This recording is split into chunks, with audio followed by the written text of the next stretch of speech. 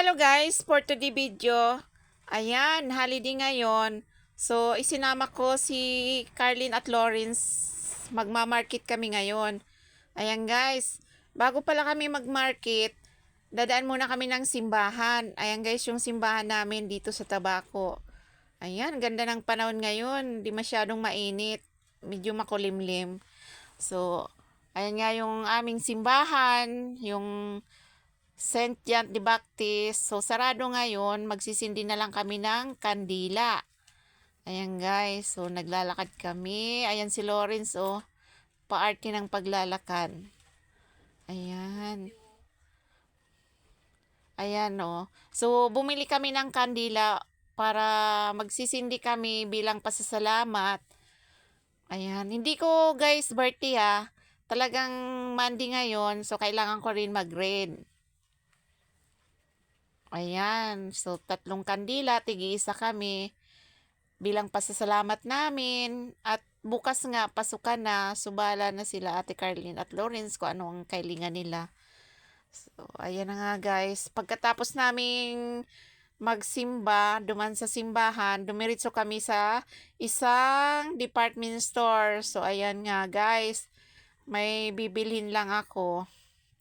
Ayan si Ate Carlin, pa cute.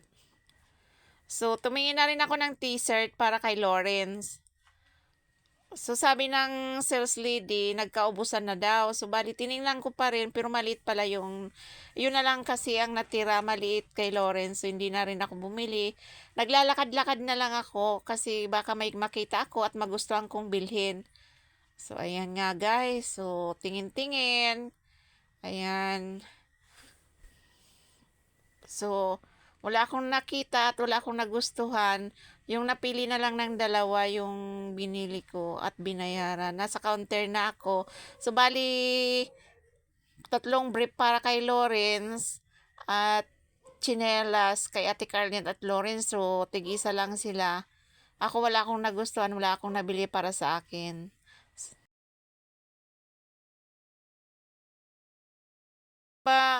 Pagkatapos naming magbayad, lumabas na kami. Habang naglalakad kami, papunta sa susunod naming destination, sa pupuntahan ko, nakita ni Lawrence yung 7-Eleven, magsi 7-Eleven daw kami. So, ayan nga guys. Alam mo naman si Lawrence, mahilig talaga pagdating sa pagkain.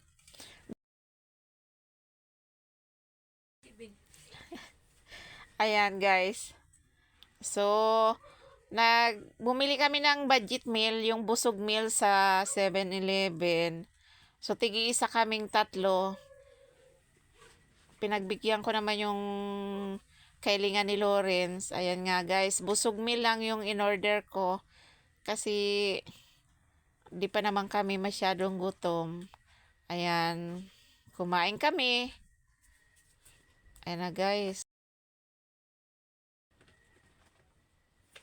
Alam mo, masarap din dito sa 7-Eleven kasi ang luwang ng ano nila, area.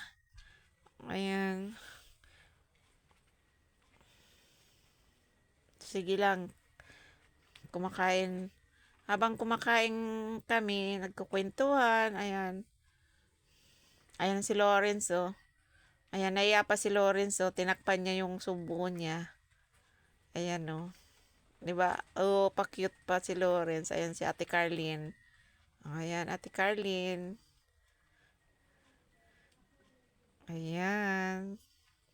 Ayan, sige lang Lawrence. Kunwari ka pang nahiya. Ayan guys. So, bali, napagbigyan ko rin yung... So, natapos na nga kaming kumain. Humirit pa si Lawrence ng ice cream. So, bali, bumili sila ni ate niya Carlin. Tig-isa lang sila kasi ako ayaw ko kasi sobrang lamig. Malamig yung panahon, tapos mag-ice cream pa. Ayaw ko, natatakot ako kasi mabuti na yung nag-iingat.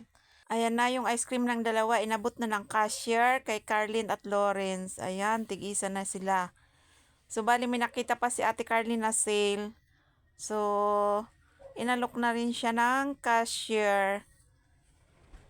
lumabas na kami ng 7-Eleven. Ayan, kumakain na yung dalawa ng ice cream habang naglalakad. Kasi pupunta na naman ako sa susunod kong destinasyon. Sa susunod kong bibilhan ang aking mga niluluto at ginagamit sa pagluluto. Ayan guys. Ayan na guys. So malapit na ako sa aking bibilhan. Pumasok na nga ako guys. Dito nga ako guys bumibili ng aking mga niluluto at yung ibang ginagamit. Katulad ng mantika, dito na rin ako bumibili kasi mura dito compare doon sa dati kong binibilhan. Ayan guys. So, bali 3 kilo lang na mantikang binili ko kasi every other day nandito naman ako at nagmamarket ako. 2 kilo ng asukal at 3 kilo ng arena. Bumili na rin ako ng saging.